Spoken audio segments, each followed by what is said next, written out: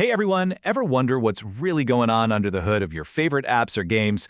It's all about making decisions, and that comes down to something super simple, Python's Booleans. So let's dive right in.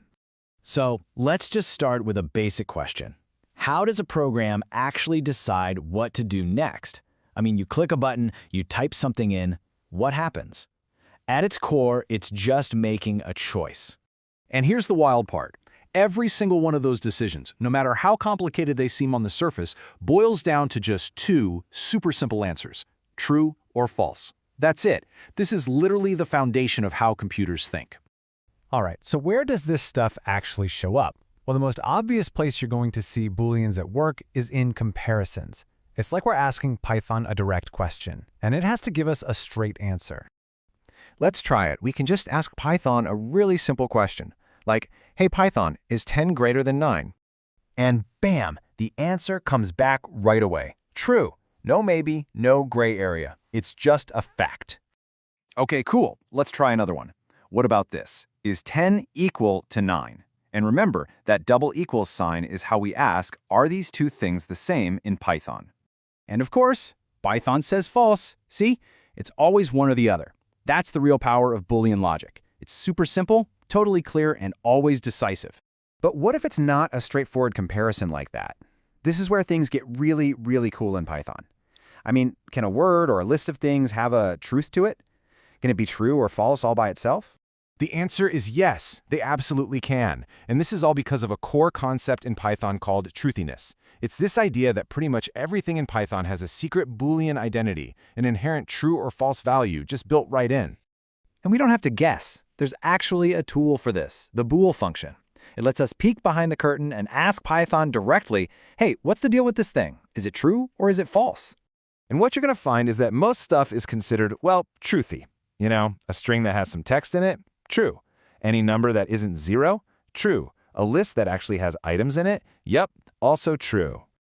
So there's a really simple rule of thumb here. If it has some kind of content, if it isn't empty, Python just sees it as true. You could almost say Python is a pretty optimistic language.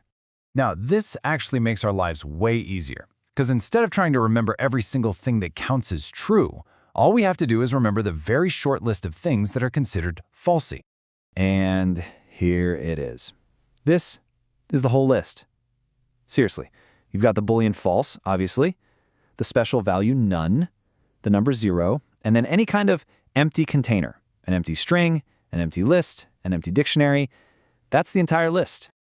This table really nails it down, doesn't it? On the true side, you've got anything with content. On the false side, you've got anything that's empty, the number 0, none, and false itself. Honestly, if you can just remember that false column, you've basically mastered truthiness. Okay, so why do we care? Why is this so important? Because truthiness isn't just some weird little quirk. It's actually a programmer's superpower. It's one of the best tools we have for controlling how our code flows. Think about it. Every single if statement you've ever written, it's using this logic. Python just looks at whatever you put in the condition and asks, is this truthy or falsy? That's how it decides which chunk of code to run.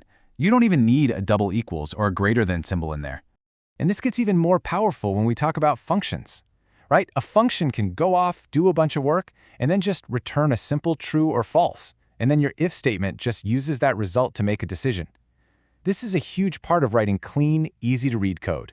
And it's not just for the functions that you write. This pattern is baked into Python itself. It's everywhere. The built-in tools are constantly handing you back these true or false answers so you can guide your program. A perfect example is the isInstance function. All it does is ask a simple question, like, hey, is this variable x an integer? And it just gives back true or false. It's tailor-made for an if statement. This quote just sums it all up perfectly. You can evaluate any expression in Python and get one of two answers, true or false. No matter how wild or complicated your code gets, at the end of the day, it's just a series of yes or no questions. So that's really the secret logic of truth in Python.